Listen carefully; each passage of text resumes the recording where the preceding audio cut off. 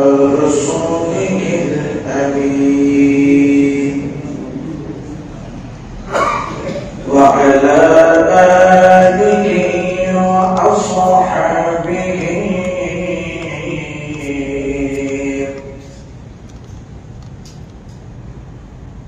وأهل بيته وذريته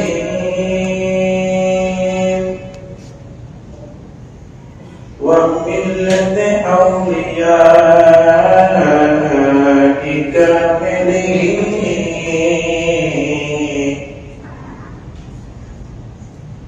ومحبوبه ومعشوقه أجمعين.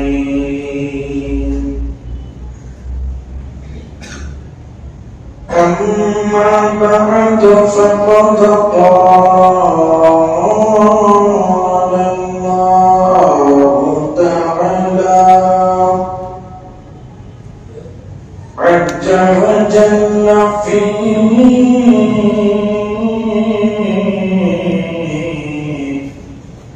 شأن حبيبه ومحبوبه مخبرا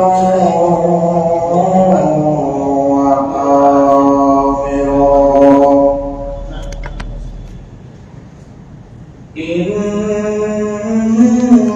الله وملائكته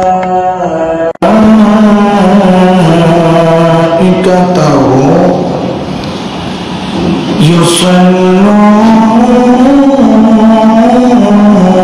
على النبي يا أيها الذين صلوا عليه وسلموا تسليما. صلى الله على سيدنا محمد وآله وصحبه وسلم. صلى الله على سيدنا محمد وآله صلاة يا رسول الله عليكم سلام يا حبيب الله حمد بخدم مرخدائی پاکرا آکے ایمان داد مشتحاکرا صلاة يا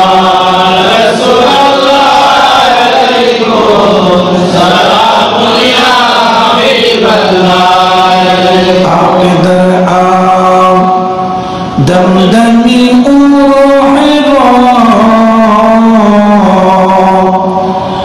داد أزط فنزات روحي صلاة يا رسول الله عليكم سلام يا حبيب الله.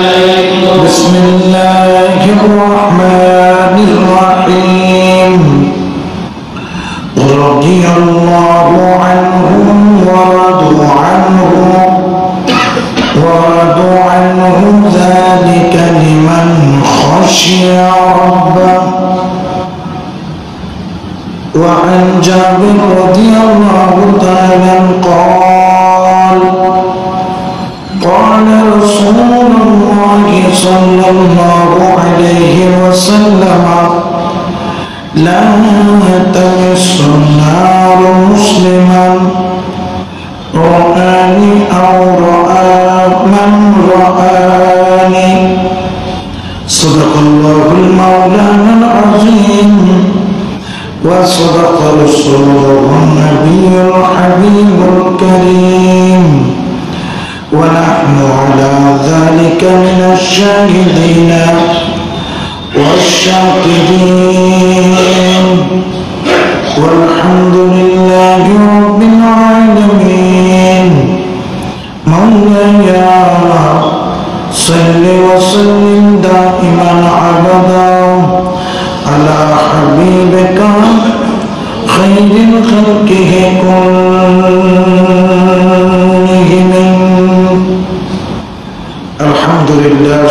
আলহামদুলিল্লাহ।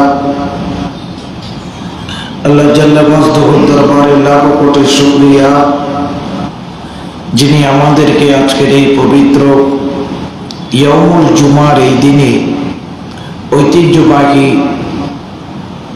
সৈয়দ হাসান আলী জামে মসজিদের মধ্যে সবার আগে এসে মহান রব্বুল আলামিনের বন্দেগি করার যে তৌফিক, যে মেহেরবানি, যে দয়া মহান রব্বুল আলামিন আমাদেরকে করেছেন, এই জন্য শুকরিয়া আদায়ের লক্ষ্যে মুহাব্বতে বলি আলহামদুলিল্লাহ।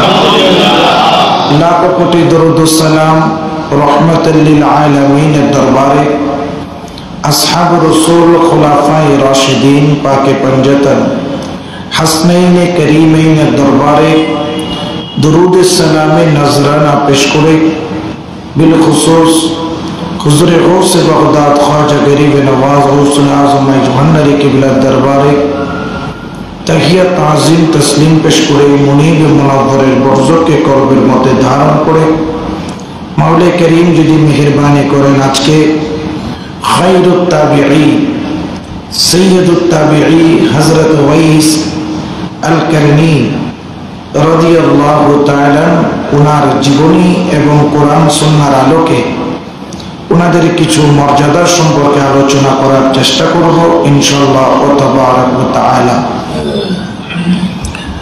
রাসূল পাক সাল্লাল্লাহু আলাইহি ওয়াসাল্লাম তার নূরানী জবানে ঘোষণা করেছেন,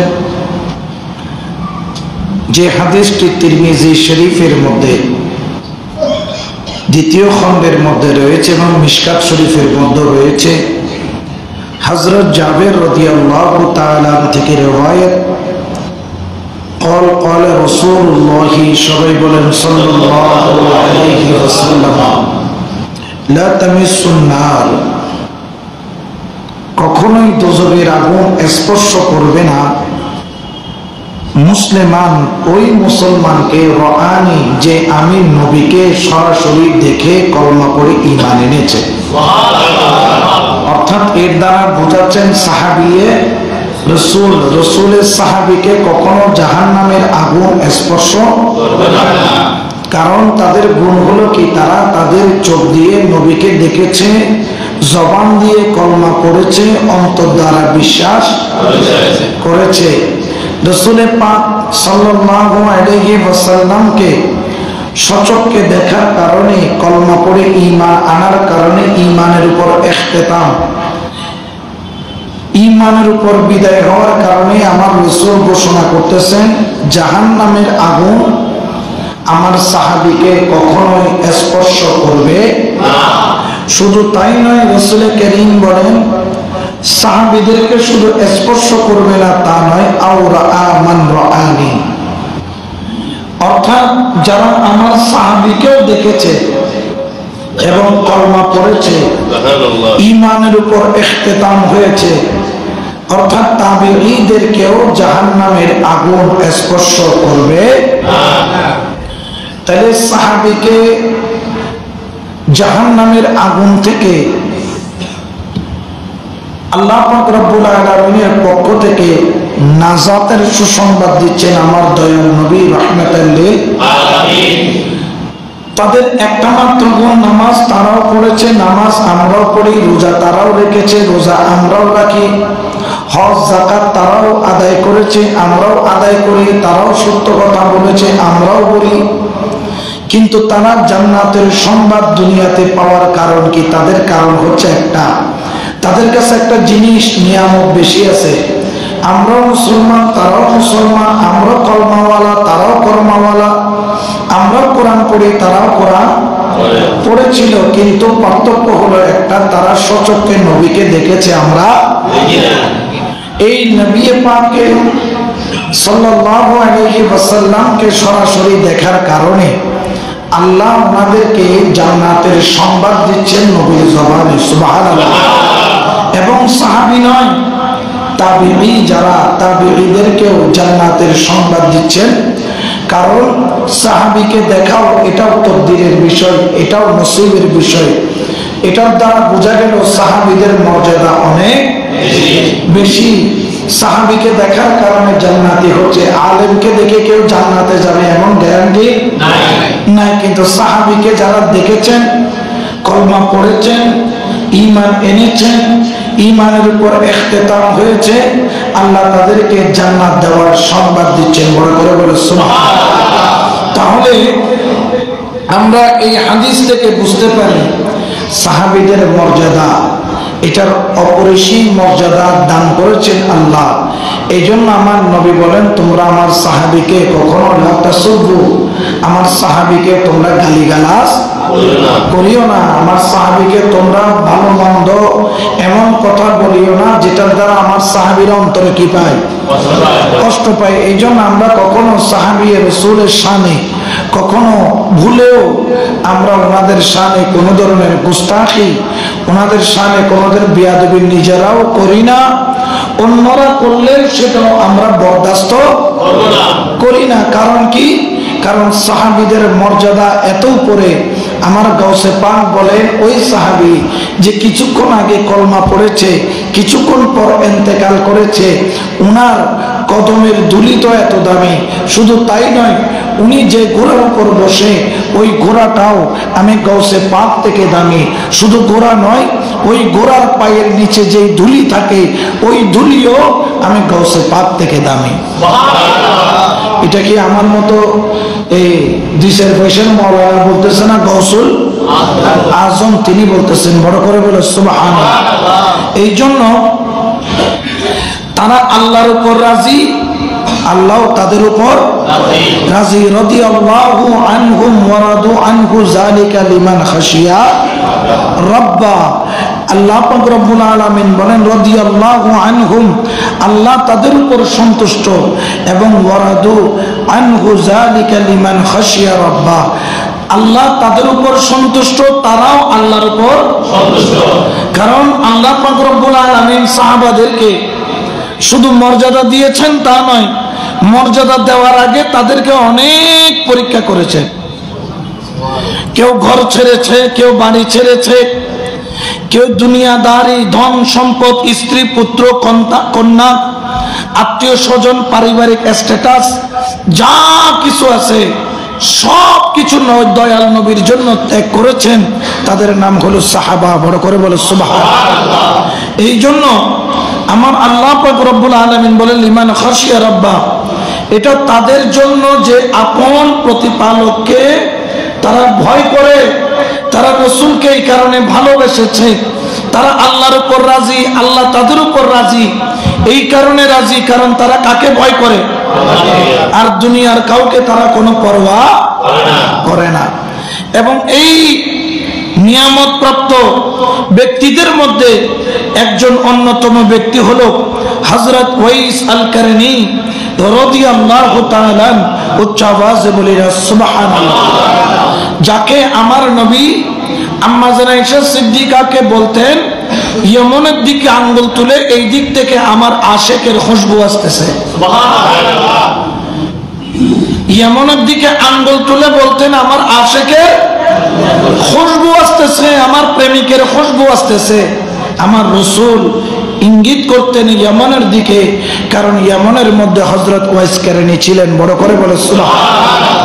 এবং হযরত ওয়াইস কারনী রাদিয়াল্লাহু তাআলা তিনি বড় লাজুক স্বভাবের লোক ছিলেন, একা থাকতে পছন্দ করতেন, সবসময় তিনি নিজেকে গোপন রাখতেন। এই জন্য আমার নবী বলেন, কিয়ামতের ময়দানে হযরত ওয়াইস আল কারনী যখন কিয়ামতের ময়দানে দাঁড়াবে, আল্লাহ ওয়াইস আল কারনীকে ৭০,০০০ ফেরেশতা দিয়ে ঘিরে রাখবেন। সুবহানাল্লাহ। কত হাজার? ৭০,০০০ ফেরেশতাদের ঘেরাও দিয়ে ওনাকে পাহারা দিয়ে গোপনে ওনাকে জান্নাতে নেওয়া হবে। কারণ উনি গোপন থাকতে কি করেন? পছন্দ করেন। গোপন থাকতে কি করেন? পছন্দ করেন। তার নাম হচ্ছে হযরত ওয়াইস আল কারনী রাদিয়াল্লাহু তাআলা। রাদিয়াল্লাহু তাআলা মানে কি? যাদের উপর কে রাজি? আল্লাহ রাজি। এই জন্য আমরা সাহাবাদেরকে রাদিয়াল্লাহু তাআলা বলি, ওলি আল্লাহকে রাহমাতুল্লাহ আলাইহি বলি। আল্লাহর রহমত ওনাদের উপর। কারণ সাহাবীদের উপর আল্লাহ এই কারণে রাজি, কারণ সাহাবীরা নিজের জীবন যৌবন নবীর জন্য কি করে দিয়েছেন, বিলিয়ে দিয়েছেন।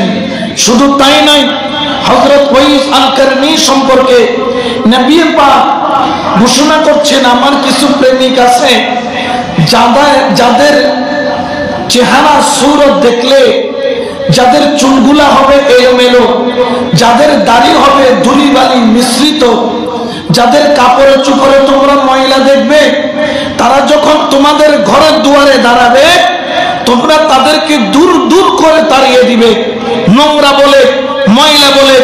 কিন্তু লাউ আকসামা, তাদের মর্যাদা এমন, তাদের মকাম এমন, তারা যদি একবার আল্লাহর কাছে কসম করে কিছু চায়, আল্লাহ তাদেরকে খালি হাতে ফেরত দেয় না।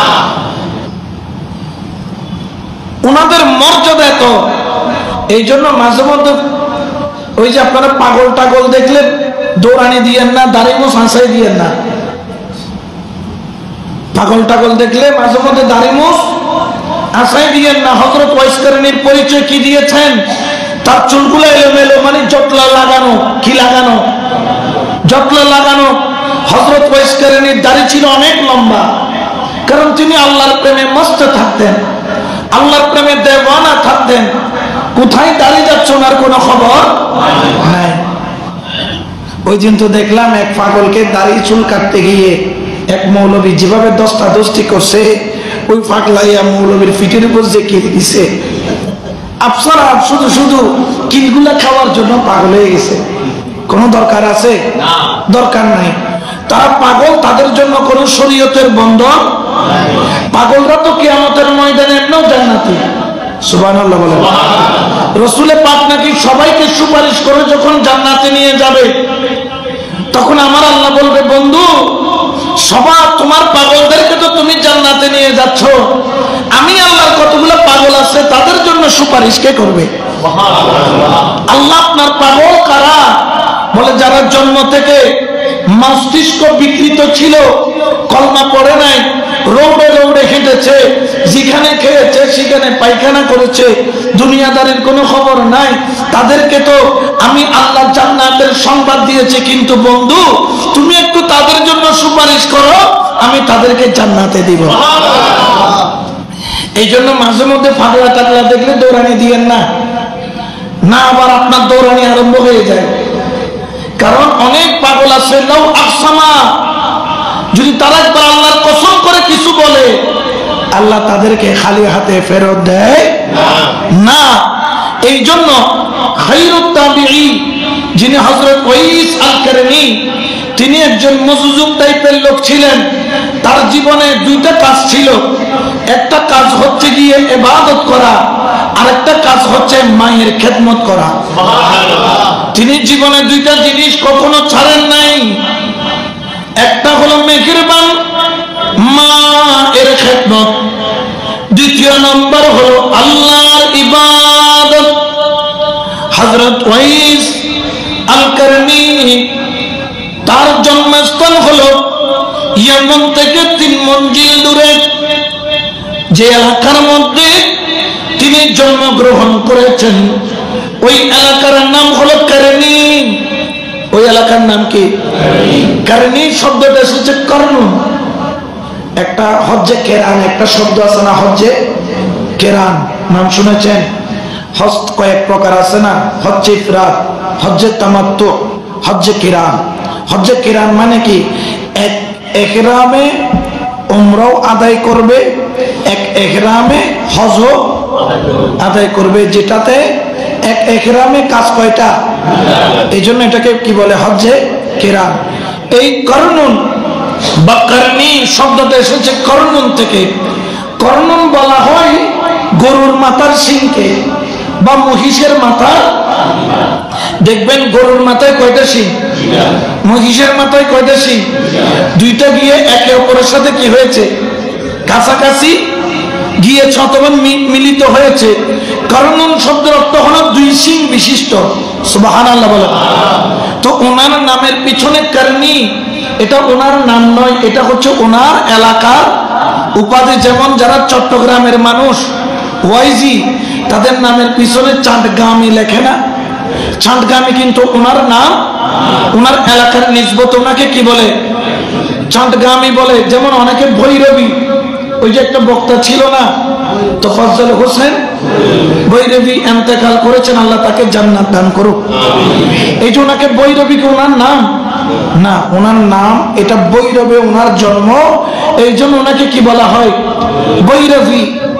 এরকম অনেক, যেমন আমি যখন মাদ্রাসায় গেলাম আমাদের জামিয়াতে, তো আমাকে তখন কেরাত করতে দিলেন, হুজুরের খুব ভালো লাগলো।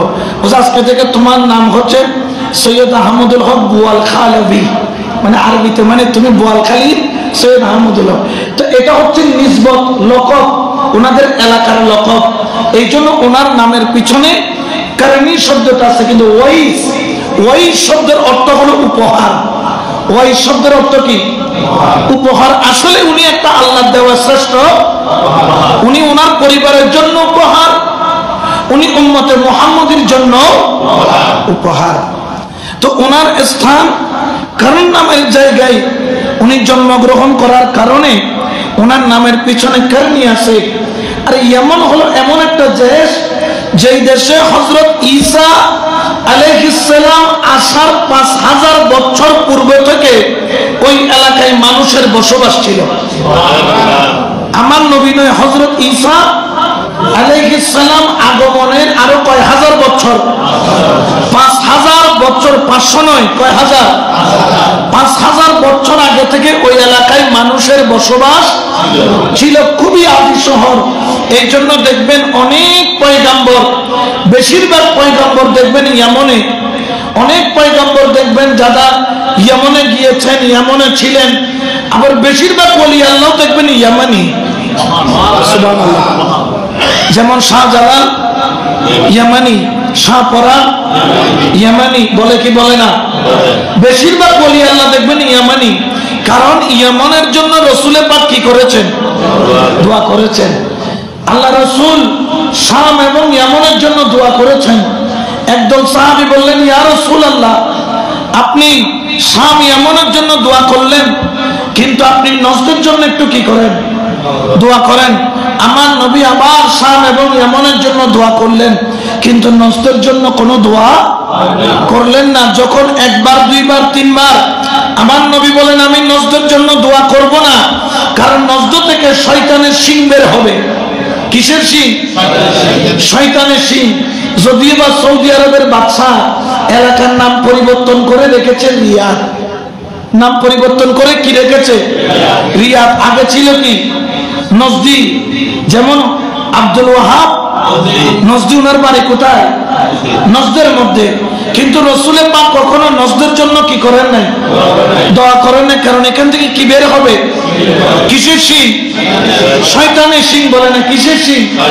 শয়তানের শিং। এই জন্য দেখবেন বড় বড় 6 জন মুহাদ্দিস আছে, ইমাম বুখারী, ইমাম তিরমিজি, ইমাম নাসাই, ইমাম আবু দাউদ, এরকম সিহাসিত্তার যে 6 কিতাব, এই 6 কিতাব যারা লিখেছেন একজনও এই আপনার নজদের অধিবাসী নয়, অথবা তারা সৌদি আরবের অধিবাসী নয়। কারণ সেইখানে আশেকে রাসূলদেরকে তখনও টিকতে দেয় নাই, এখনো টিকতে দেয় না। তো হযরত ওয়াইস আল-কারনী, উনি, ওয়াইস শব্দের অর্থ হলো উপহার। তিনি ইসলাম ধর্ম পেয়েছেন মা বাবার সূত্রে। সুবহানাল্লাহ বলেন। ওনার চাচা যান, উনি ইসলাম ধর্ম কবুল করার কিছু বিষয় আছে। ওনার চাচা যান ব্যবসা করতেন। তো ব্যবসা করতে তিনি আরবে যেতেন, আরব থেকে ইয়েমনে আসতেন। তো আসা যাওয়ার ফাঁকে তিনি একদিন এক পাদ্রীর সাথে দেখা করলেন, এবং ওই পাদ্রী কিছু তারকা গণনা করে তিনি বলে দিলেন, অতি শীঘ্রই আখিরি নবী তশরিফ এনেছেন অথবা আনবেন। আখিরি নবী তশরিফ এনেছেন অথবা দেখেন, এই যে এই আপনার যারা পাদ্রী আছে তারাও কিন্তু এলমে গায়েব সংবাদ দিচ্ছেন, নবী এসেছেন তারা কিন্তু জানে, কিন্তু তারা লক্ষণ দেখে বলতেছেন নবী এসে গেছেন অথবা আসবেন। তো এই বিশ্বাস যখন তিনি শুনলেন পাদ্রী থেকে, তিনি ওই বছর ওনার কাফেলা নিয়ে অন্য দেশে যান নাই, সোজা চলে গেছেন মক্কায়। সুবহানাল্লাহ। ঠিকই সেখানে গিয়ে আখেরি নবীকে পেলেন, তিনি কোন ধরনের বাধা ছাড়া কলমা পড়ে মুসলমান হয়ে গেলেন। এবং উনি এসে নিজের ভাইকে এবং নিজের ভাইয়ের বউকে কলমা পড়াইয়া মুসলমান করলেন, এবং ওই ঘরে জন্ম নিয়েছেন হযরত ওয়াইস আল কারনী। তাহলে তিনি মায়ের জাত থেকে মুসলমান, জন্মসূত্রে কি মুসলমান। আমরা হযরত ওয়াইস আল কারনীকে আমরা যারা চিনি, অনেকে মনে করেন তিনি সাহাবী, আসলে কিন্তু তিনি সাহাবী নয়, তিনি হচ্ছেন তাবিঈ। তিনি রাসূলের জামানায় ছিলেন, কিন্তু রাসূলের পাককে তিনি চামড়ার চোখে দেখে নাই। জোরে বলে না, চামড়ার চোখে দেখে নাই, কিন্তু তিনি রাসূল থেকে এক সেকেন্ডও জুদা থাকে নাই। তিনি এমনে থাকতেন, রাসূলের পাক সাল্লাল্লাহু আলাইহি ওয়াসাল্লাম তিনি থাকতেন মদিনায়, কিন্তু হযরত ওয়াইস আল কারনী রাসূলের কয়টা দাড়ি সাদা, কয়টা চুল সাদা, দেখতে কেমন, লম্বাই কেমন, রাসূলের পাকের শরীর কেমন, গঠন কেমন, হাত কেমন, কথা কেমন, চলা কেমন, ফিরা কেমন, ঘুম কেমন, উঠে কেমন, সব কিছু তিনি জানতেন। যদিও বা চামড়ার চোখে দেখে নাই, কিন্তু বেলায়েতের নজর দিয়ে রাসূল থেকে এক সেকেন্ডের জন্য তিনি জুদা হন নাই। উচ্চ আওয়াজে বলে সুবহানাল্লাহ। তাহলে কিছু কিছু আল্লাহওয়ালা আছে যারা না দেখেও রাসূলের সাথে যোগাযোগ রাখতে পারে, এটাকে বলা হয় বেলায়েত। এটাকে কি বলা হয়? বেলায়েত। এই বেলায়েতের ক্ষমতা আল্লাহ যাকে দান করেন একমাত্র ওই ব্যক্তি পায়। উচ্চ আওয়াজে বলেন না সুবহানাল্লাহ। একটু জোরে সুরে পড়েন সালাতুনিয়া।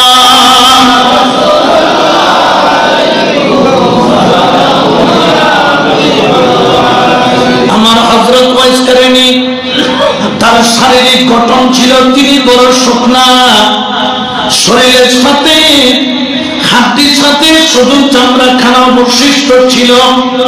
আমার ওয়াইস কারনী তার মাথার তালুটা ছিল খালি, চুল ছিল কম, নিচের অংশে কিছু চুল ছিল, কিন্তু চুলগুলা সব সময় এলোমেলো থাকতো। আমার ওয়াইস কারনীর চেহারা গন্ধবী ছিল, অর্থাৎ ফর্সাও নয়, কালো নয়, গন্ধবী বর্ণের চেহারা, ছিপছিপে, লম্বা ছিল, সিনা প্রশস্ত ছিল। আমার ওয়াইস কারনী রাদিয়াল্লাহু তাআলা তিনি খুবই অল্প খাবার খেতেন। অনেক সময় একদিনে একটা রুটি খেতেন, অনেক সময় 2-3 দিনে একটা রুটি খেতেন। তিনি কর্মের মধ্যে কয়েকটা কর্ম করতেন। 1 নাম্বার হলো উট চড়াইতেন, 2 নাম্বার হলো তিনি খেজুর বিচি তালাশ করে নিতেন, 3 নম্বর হলো তিনি দড়ি পাকাতেন। অর্থাৎ ওয়াইস কারনীর জীবনী থেকে তার কর্ম পাওয়া যায়। আমরা মনে করি মসজুদ যারা, তারা কর্ম করে না, তারা শুধু রোডে রোডে হাঁটবে, তা কিন্তু নয়। আমার ওয়াইস কারনী যদিও বা মসজুদ ছিলেন, কিন্তু তিনি কর্ম আদায় করতেন, কারণ কর্ম করাটাও ইবাদত। তার কর্মের মধ্যে 1 নাম্বার হলো উট চড়ানো, কারণ আরবের মধ্যে একটা পেশা ছিল উট চড়ানো। তিনি উট চড়াইতেন আর উটের দুধ দিয়া নিজের জীবিকা নিবারণ করতেন। 2 নম্বর হলো খেজুর বিচি তিনি তালাশ করতেন। কিসের বিচি? বাজার থেকে খেজুরের বিচি তিনি তালাশ করে নিয়ে এগুলাকে ভেঙে বিক্রি করতেন, কারণ খেজুরের বিচিগুলা ঘোড়ার জন্য উত্তম খাবার। আমরা চনা আছে না, চনার চাইতেও বেশি পুষ্টিগুণ হলো খেজুরের বিচিতে। এই জন্য আগের যুগে আরবে তো এত ধরনের খাবার, তারা কি করত, খেজুরের বিচিগুলাকে ভিজিয়ে নরম করে পাথর দিয়ে ছেঁচে এগুলা কাকে খাওয়াইতো? ঘোড়াকে, যাতে ঘোড়া কি হয়, শক্তিশালী হয়। এই জন্য উনি উট চড়াইতেন, অথবা খেজুর বিচি তালাশ করে বিক্রি করতেন, অথবা তিনি দড়ি পাকাতেন, দড়ি পাকায়া কি করতেন, বিক্রি করতেন, অথবা তিনি তিনটাই করতেন। উট চড়ানোর ফাঁকে ফাঁকে খেজুর বিচিও খুঁজতেন। আবার উনি অবসর টাইমে বসে বসে কি করতেন? জিকিরও করতেন, হাত দিয়ে দড়িও বানাতেন। সুবহানাল্লাহ বলো। আল্লাহ ওয়ালা যারা তারা কখনো আকাইম্মার মতো বসে থাকে। আমাদের এখানে দেশে অনেকগুলো আছে, বাবার জিনের সম্পদ আছে, বসে বসে শুধু খায়, আছে না নাই? কর্ম করতে হবে, কর্ম করা এটাও ইবাদত। এটা কি ইবাদত? কর্ম করা ইবাদত। এই জন্য একদিন হযরত ওমর মসজিদের মধ্যে কতগুলো যুবককে দেখলেন। দেখার পরে দেখতেছে তারা নামাজের পরেও অনেকক্ষণ মসজিদের মধ্যে বসে আছে। যোহরের ওয়াক্ত থেকে আসর পর্যন্ত তারা মসজিদে বসে আছে। হযরত ওমর লাঠি একটা নিয়ে তাদেরকে মারা আরম্ভ করছে। তখন বলতেছে, হুজুর আমরা তো এখানে বসে বসে আল্লাহর ইবাদত করছি, জিকির করছি, আজকার করছি। বলছে এটা তো জিকির করার টাইম নাই, এটা হচ্ছে রুজি রোজগার করার।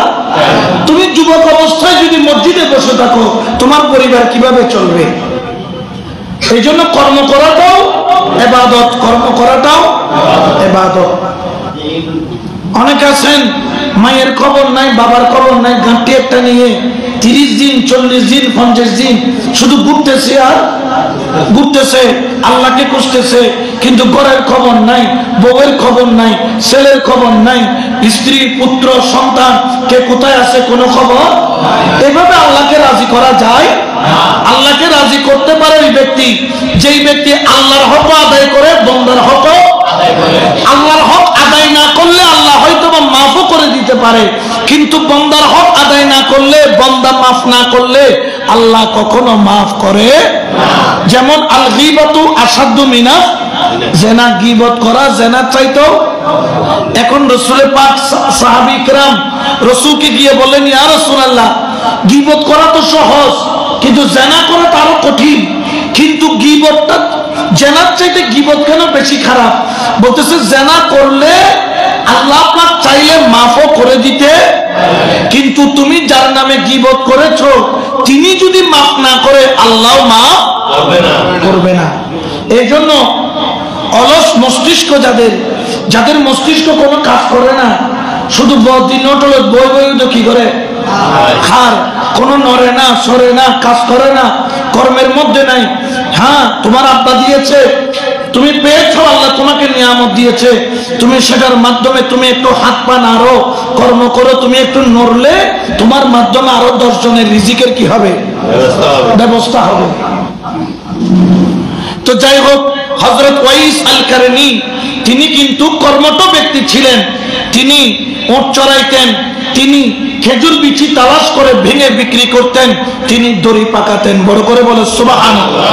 হযরত ওয়াইস আল কারনী রাসূল পাক যখন বলেছিলেন আমার ওই পাগলের 2টা কাপড়, কয়টা? শুধু 2টা চাদর ছিল। কার? হযরত ওয়াইস কারনী। তার শুধু 2টা চাদর ছিল। একটা চাদর তিনি গায়ে পরতেন, আর একটা চাদর তিনি পিঠের উপর ঝুলাতেন। একটা নাভির নিচে পরতেন, একটা নাভির উপরে পড়তেন।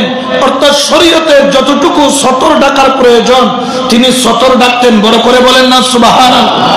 এই জন্য বাবা খবরদার শরীয়তকে উল্লঙ্ঘন করো না।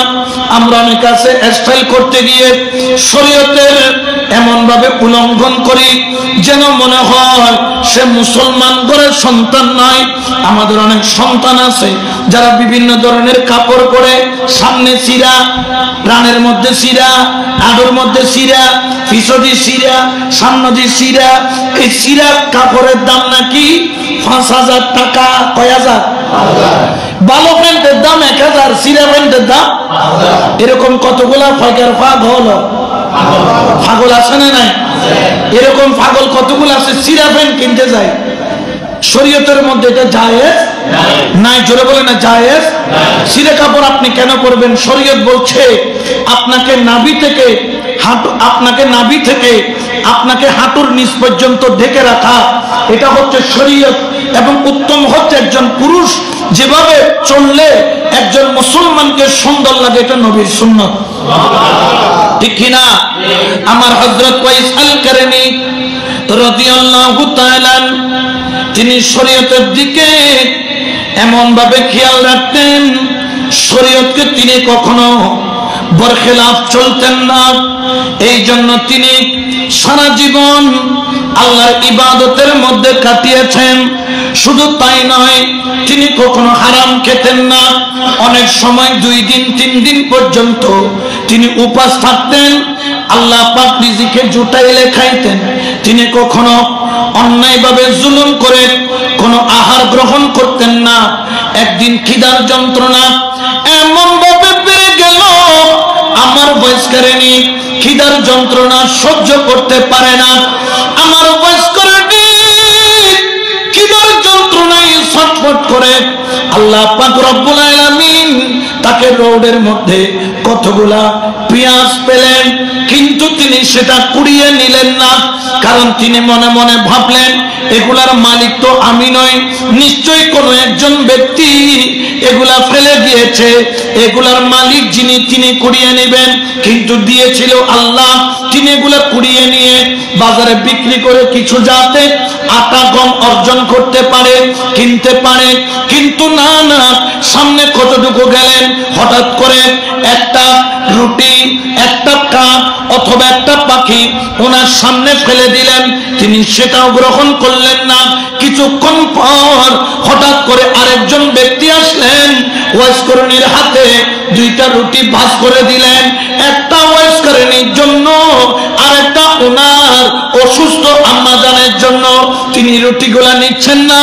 গায়ের থেকে আওয়াজ দিয়ে বলে, হে ওয়াইসকরণী, রুটিটা তুমি নাও। এটা কোনো বান্দার পক্ষ থেকে নয়, আমি আল্লাহর পক্ষ থেকে পাঠিয়েছি। বড় করে বল সুবহানাল্লাহ। তাহলে আল্লাহ ওয়ালার জন্য কার পক্ষ থেকে খাবার আসে? জোরে বলেন না, কার পক্ষ থেকে? এই জন্য বান্দার উচিত কার উপর ভরসা করা। আরো জোরে বলেন না, কার উপর? এই জন্য আশেখ বলে আল্লাহ আল্লাহ আল্লাহ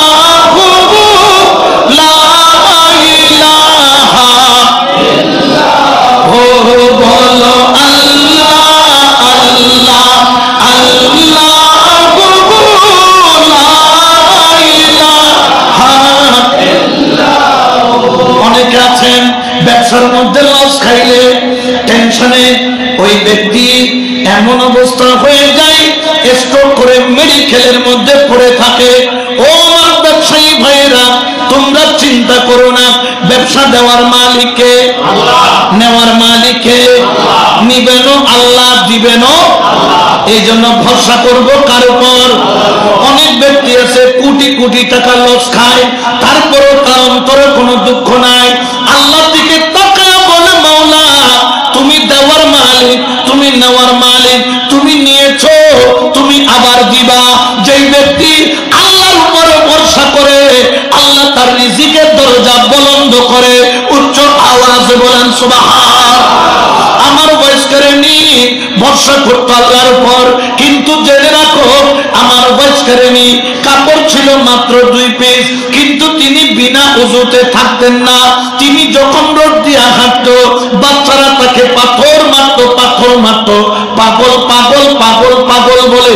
কিন্তু আমার বয়স্কারিনী বাচ্চাদেরকে তাড়াইতো না, তারা পাথর মারতো, পাথর মেরে জখম করে ফেলতো।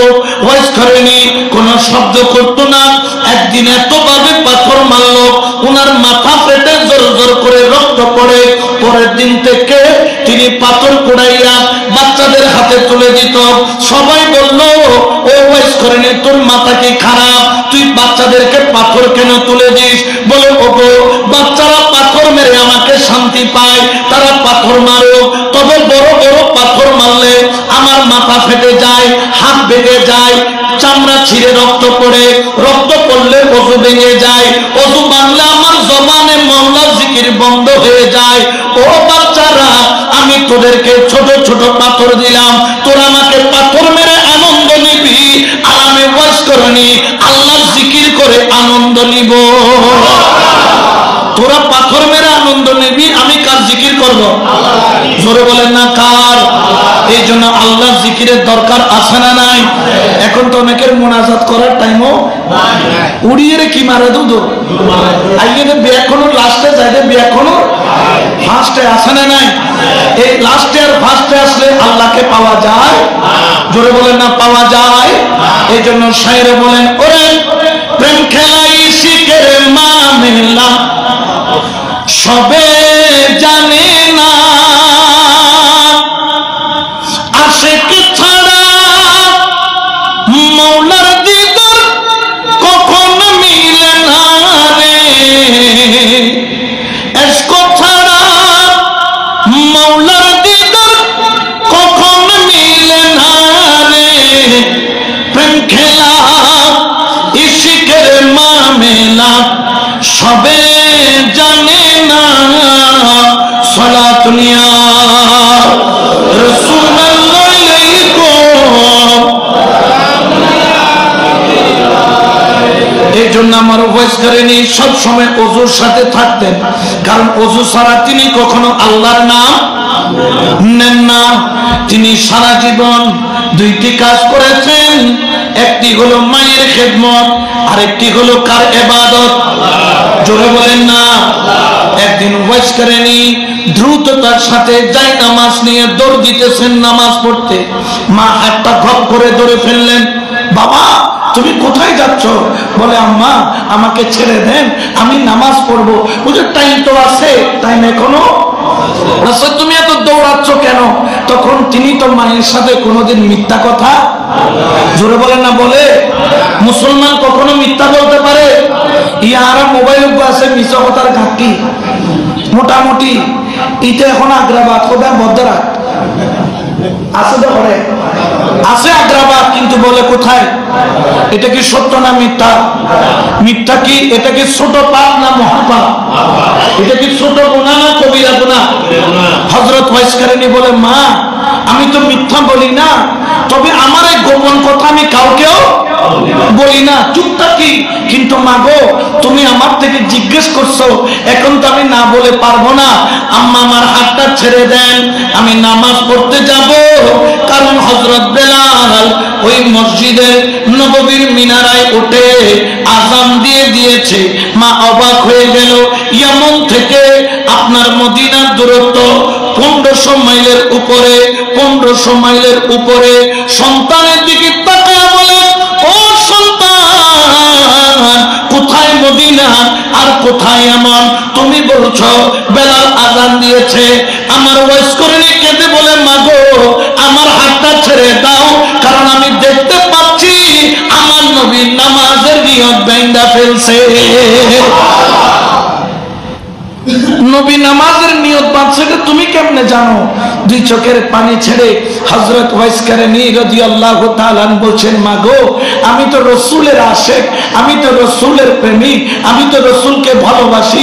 বেলাল আযান দেয় 1000 মাইল দূর থেকে, আমি ইয়ামান থেকে শুনি।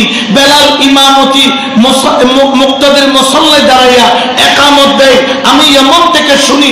নবী নিয়ত বাঁধে, আমি ইয়ামান থেকে শুনি। মা আমি যখন ইক্তেদা করি নবীর পিছনে আল্লাহু আকবার বলে, তখন 1500 মাইল দূরে নয়, নবী ইমামের মুসল্লায়, আমি মুক্তাদির মুসল্লায়। বড় করে এটা হচ্ছে কি মোহাব্বত বলেন, এটার নাম। এই জন্য শায়র বলেন কে जो भी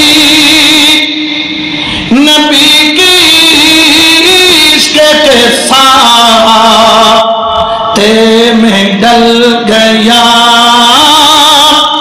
के जो भी नबी की इश्क के साथ में डल गया, के जो भी नबी की इश्क के साथ में डल गया, उसका कसम खुदा की मुक़द्दर बदल गया, उसका कसम खुदा की मुक़द्दर बदल गया।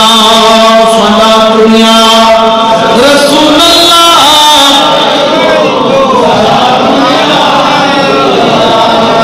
তিনি কিন্তু একবার মদিনায় গিয়েছিলেন, কয়বার? মা থেকে অনুমতি নিলেন, মা গো তুমি যদি অনুমতি দাও একটু দিদারে মুস্তাফায় যাব। আমার কামলি বলে নবীর বয়স তখন 56, আমার হযরত ওয়াইস কারনী রাদিয়াল্লাহু তাআলা তিনি 3টা দড়ি বিক্রি করে একটা গাধা ক্রয় করেছিলেন। কি ক্রয় করেছেন? গাধা ছিলেন তো, অর্থাৎ আগে ঘোড়া গাধা উট এগুলোর মধ্য দিয়ে সফর করতো। সুবহানাল্লাহ বলেন। গাধা ক্রয় করেছেন, কিন্তু গাধাটা ছিল বয়স্ক, তিনি অল্প টাকায়, টাকা নাই, গাধা ক্রয় করে তিনি আমার নবীর দরবারে যাচ্ছেন, শত শত মাইল পাড়ি দিচ্ছেন। পথের মাঝখানে গিয়ে গাধাটা কি হয়ে গেছে? মারা গেছে। বলেন না, গাধাটা এখন উনি হয় পিছনে যেতে হবে, না হলে, কিন্তু মা শর্ত দিয়েছে, বাবা তুই নবীর দরবারে যাবি ফজরের ওয়াক্তে পৌঁছলে জোহরের ওয়াক্ত পর্যন্ত, জোহরে পৌঁছলে আসর পর্যন্ত, আসরে পৌঁছলে মাগরিব পর্যন্ত, মাগরিবে পৌঁছলে এশা পর্যন্ত, আবার এশার ওয়াক্তে পৌঁছলে ফজর পর্যন্ত। এর বাইরে তুমি আর বেশি সময় থাকতে পারবা। এক ওয়াক্ত নামাজ থেকে আর ওয়াক্ত নামাজ আসতে যে টাইম লাগে এই টাইম নবীর দরবারে থাকবে, কারণ তুমি ছাড়া আমি চলতে, আমি অন্ধ, আমি চোখে দেখি না, তুমি ছাড়া আমাকে থাকতে হবে। হযরত ওয়াইস কারনী রওনা দিয়েছেন 3টা দড়ি বিক্রি করে, একটা গাধা ক্রয় করেছে, কিন্তু যাওয়ার পথে গাধাটা মারা গেছে। পিছনে যাবে না সামনে যাবে? আচ্ছা বলেন তো, আশেকের কাছে পিছনে যাওয়া না সামনে যাওয়া? সে ঈমানের বলে সামনে গেলেন। হযরত ওয়াইস কারনী মধ্যপথেই তিনি মাটির মধ্যে লুটায়া, মরুভূমির মধ্যে মানুষ নাই, জন নাই, কেউ নাই, লুটায়া পড়ে বেহুশ হয়ে গেল। সবাই মনে করেছে মারা গিয়েছে, কিন্তু হযরত ওয়াইস কারনীকে স্বপ্ন যোগে নবী ডাক দেয়, ও আশেক, আমি তো তোর জন্য অপেক্ষা করতেছি। তিনি ওই অবস্থায় তিনি বলতেছেন, আমি মারা গিয়েছি, কিন্তু রসুলের ডাকে আবার কি হয়েছি। অনেকে বলেছেন তিনি বেহুশ হয়েছেন, বেহুশ থেকে রসুলের ডাকে কি এসেছে? হুঁশ এসেছে। তিনি মদিনায় গেলেন, কিন্তু রসুলে পাক দেখেন আশেকের পরীক্ষা কেমনে। উনি আসার কিছুক্ষণ আগে রসুল,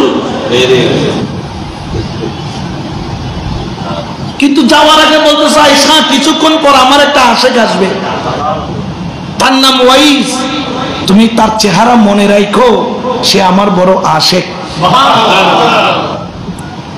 হযরত ওয়াইস কারনী এসে নবীকে পেলেন না। ওরে কান্না কাকে বলে? হযরত ওয়াইস কারনী তো মদিনায় যখন ঢুকছেন তিনি বাঁকা হয়ে গেছেন আদবের কারণে, তাজিমের কারণে। এখন অনেকে বলে শুধু স্ট্রেট থাকবে, এমন করলো শিরিক। আমার ওয়াইস কারনী তিনি আদবের সাথে মদিনায় ঢুকলেন। তিনি তো নবীকে দেখেন নাই, সময় কম, এগুলো অনেক লম্বা ঘটনা। তিনি মসজিদে নববীতে যাইয়া পাগলের মতো কাঁদতেছে। কতক্ষণ যাইয়া রসুলের যাই নামাজকে চুমা দেয়, কতক্ষণ যাইয়া নবী যে মেহরাবে বসে খুতবা দিত সে মেহরাবকে চুমা দেয়। চোখের পানি ছাড়তে ছাড়তে মদিনা থেকে বিদায় নিচ্ছেন। কিভাবে জানেন? সিনাকে রেখেছেন মদিনার দিকে, হাঁটতেছেন পিছনের দিকে। তিনি মদিনাওয়ালাকে কি দেখাই নাই? দেখাই না, এরকম সাম দিয়ে দিয়ে তিনি সেখান থেকে বিদায় নিয়ে গেলেন। এদিকে উনি চলে গেলেন, ওদিকে রসুলে পাক এসে গেলেন। এটা হচ্ছে আশেক আর মাসুকের একটা প্রেম। কারণ ওয়াইস কারনী রসুলকে দেখলে রসুল কি করতো? রসুল ওয়াইস কারনী যদি রসুলকে দেখতো, ওয়াইস কারনী কি করতো? একমাত্র ওনারা ছাড়া আর কেউ জানে। মাঝে মধ্যে আশেক থেকে মাসুককে দূরে রাখাও এটাও একটা মুহাব্বত, এটাও একটা কি মুহাব্বত। এরকম অনেক আশেকে রসুলে পাক মদিনায় যেতে দেন নাই। পরে দিয়ে জিজ্ঞেস করতেছে, বাদশাহ হুজুর আপনি তাকে মদিনায় যেতে দিচ্ছেন না কেন? সে তো আশেক।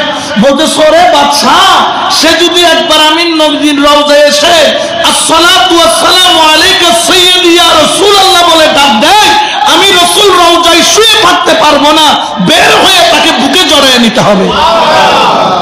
আর আমি রাসূল যদি রওজা থেকে বের হয়, তাহলে এটা দুনিয়ার ফিতরতের বিপরীত হবে, নিয়মের বিপরীত হবে। এই জন্য হযরত ওয়াইস আল কারনী সারা জীবন রসুল প্রেমে কাটিয়েছেন। এই জন্য রসুলে পাকের 70 তালি জুব্বা, কত তালি? 70 তালি জুব্বা। এটা পেয়েছেন কে? হযরত ওয়াইস আল কারনী। কিন্তু এই জুব্বা পাওয়ার বেশি হকদার ছিল আমার সিদ্দিক আকবর, ফারুক আজম, ওসমানে জিন্নুরাইন, আমার মৌলা আলী, নবীর সাহাবীগণ। কিন্তু এই জুব্বা আমার রাসূল দুনিয়া থেকে পর্দা নেওয়ার আগে ডাক দিল, ওমর এদিকে আসো। হযরত ওমর মনে করলেন জুব্বাটা তাকে দেওয়া হবে, আবার ডাক দিলেন আলী এদিকে আসো। মাওলা আলীও খুশি হয়ে গেলেন, জুব্বাটা তাকে দেওয়া হবে। আমার রাসূল বললেন, আলী ওমর এই জুব্বাটা আমি তোমাদের হাওলা করলাম, তবে তোমাদের জন্য নয়। ইয়ামন নামের জায়গায় আমি রাসূলের একটা পাগল, যার কোনো কাপড় নাই, যার কোনো ঘর নাই, যার কোনো বাড়ি নাই, সামাজিক কোনো স্ট্যাটাস নাই, সমাজে যার কোনো মূল্য নাই, কিন্তু তার অন্তরে আমি রাসূলের মুহাব্বত, রাসূলের ভালোবাসা। ও ওমর, ও আলী, এই জুব্বা তোমাদের হাতে দিলাম, আমার ওয়াইস পাগলার কাছে আমার জুব্বাখানা পৌঁছায়া দিবা, আমার একটা সালাম দিবা, আর বলবা রাসূলের ইচ্ছা হলো তুমি যেন এই জুব্বাটা পরে একটু আল্লাহর কাছে আমার নবীর উম্মতের জন্য, আমি নবীর উম্মতের জন্য এই জুব্বা পরে একটু যাতে দোয়া করে। উচ্চ আওয়াজে বলেন সুবহান। এই জুব্বা নিয়ে ওয়াইস কারিনীর কাছে হযরত ওমর আর হযরত আলী 20 বছর পরে, কয় বছর পরে দেখা করেছিলেন। কারণ ইয়ামান তো কাছের জায়গা নয়, হাজার হাজার মাইল দূরে, যাইতে আসতে অনেক টাইম লাগে। এখন চিন্তার মধ্যে পড়ে গেলেন, ওয়াইস কারিনীকে খুঁজে পায় না। একজন বললেন আমি চিনি তাকে, আপনি এখানে পাবেন, জঙ্গলে চলে যান, জঙ্গলে গেলে সেখানে পাবেন। সেখানে গিয়ে দেখেন হযরত ওয়াইস আল কারিনী তিনি ইবাদতের মধ্যে আছেন। বড় করে বলো সুবহানাল্লাহ। কার ইবাদত? আল্লাহর ইবাদতের মধ্যে। সালাম ফিরাইলেন, সালাম ফিরাইয়া সঙ্গে সঙ্গে ওয়াইস কারিনী রাদিয়াল্লাহু তাআলা হযরত ওমরের নাম ধরে, মাওলা আলীর নাম ধরে একটা সালাম দিলেন। মাওলা আলী বুঝতে পারলেন এটা কোনো সাধারণ কোনো ব্যক্তি, আমরা নাম বলি না, কিন্তু নাম বলার আগে তিনি নাম বলে দিচ্ছে। সালাম দিলেন, ওনারা উত্তর দিলেন, বললেন আসেন। তখন হযরত মাওলা আলী বললেন আমি বুঝতে পারলাম না, এই যে জুব্বা এটা তোমাকে রাসূল দিল, আমরা পেলাম না, রাসূলের এত কাছে থাকার পরেও ব্যাপার কি? হযরত ওমর ফারুক তাকায় আছে, মাওলা আলী তাকায় আছে। আমার ওয়াইস কারিনী হযরত ওমরের মারির মধ্যে আঙ্গুল দিয়া দেখে, দাঁতগুলা দেখতেছেন, মাওলা আলীর দাঁতগুলা দেখতেছেন, আর বলতেছেন ও আলী, ও ওমর, দেখো দেখো দেখো দেখো আমার মুখের দিকে দেখো। হা করলেন, দেখেন পুরো মারি কালো কালো হয়ে আছে। বলেন ব্যাপার কি, ব্যাপার কি? বলে ওগো ওমর, ওগো আলী, শোনো শোনো, আমি সংবাদ পেয়েছি আমার রাসূলের নাকি উহুদের ময়দানে 2টা দন্তন মুবারক শহীদ হয়েছে, কিন্তু আমি তো দেখি নাই। যেই দন্তন রাসূলের মুখ মুবারকের মধ্যে নাই, ওই দন্তন আমি ওয়াইস কারিনীর মুখের মধ্যেও থাকতে পারে না। এই চিন্তা করে আমি একটা শিল পাথর নিলাম, আর কাঁচা দাঁতগুলোর মধ্যে জুড়ে জুড়ে বাড়ি মারা আরম্ভ করলাম। ওরে এক একটা বাড়ি মারি, এক একটা দাঁত ভাঙ্গি। 2টা ভাঙার পরে চিন্তা করি মনে হয় পাশের 2টা, আবার 2টা বাড়ি মারি, 2টা দাঁত ভাঙি। এইরকম করতে করতে আমার 32টা কাঁচা দাঁত আমি ওয়াইস কারিনী ভেঙে ফেলে দিলাম আমার নবীর মুহাব্বতে। বড় করে বলেন সুবহানাল্লাহ। কার মুহাব্বতে? এমনি দাঁত ভাঙা কি জায়েজ আছে? দাঁতগুলা কার নিয়ামত? দাঁত ভাঙা কবিরা গুনাহ, দাঁত ভাঙা কি গুনাহ? কিন্তু নবীর প্রেমে যেহেতু ভেঙেছে এটা কবিরা গুনাহ না। জোরে বলেন না কবিরা গুনাহ। এটা কবিরা গুনাহ নয়, এটা নবীর মুহাব্বত। বড় করে বলেন না সুবহানাল্লাহ। এটা কার মুহাব্বত? নবীর মুহাব্বত, কোনো সন্দেহ নাই। আমার কামলি বলে নবী, আমার দয়াল নবীর ওই আশিক, ওই প্রেমিক চোখের পানি ছেড়ে বলেন ওয়াইস কারিনী, ওয়াইস কারিনী বলেন ও ওমর, ও ওমর, ও আলী, আমার মুখে তো একটা দাঁত নাই, কিন্তু কোন 2টা দাঁত ভাঙছে তোমরা তো দেখছো। যেই দাঁত রাসূলের মুখে নাই, সেই দাঁত কিভাবে তোমাদের মুখে থাকতে পারে, থাকতে পারে, থাকতে পারে? হযরত ওমর, হযরত আলী চিৎকার মেরে কান্না করে দিলেন, বললেন করে নিরে আসলে এই জুব্বার হকদার হলে তুমি, এই জুব্বার হকদার তুমি। একটু রাসূলের পক্ষ থেকে সালাম নাও, এই জুব্বাটা একটু গায়ে দাও। আমার রাসূল বলছে দোয়া করার জন্য। তখন আমার ওয়াইস কারেনি এক কোনায় বসে জুব্বাটা হাতে নিয়ে শুধু চোখের পানি top top top top top top করে ছাড়তেছে। ছাড়তে ছাড়তে আধা ঘন্টা যায়, 1 ঘন্টা যায়। হযরত ওমর মনে মনে ভাবলেন কি ব্যাপার, এতক্ষণ কি করে? ডাক দিয়ে বলে ওগো ওয়াইস কারেনি, উঠো আমরা চলে যাব। তখন বললেন হুজুর আপনি আমাকে ডাক দিলেন কেন? আমি তো আল্লাহর সাথে কথা বলতেছিলাম। আল্লাহ বলতেছে বন্ধুর দেওয়া জুব্বা তুমি পরো।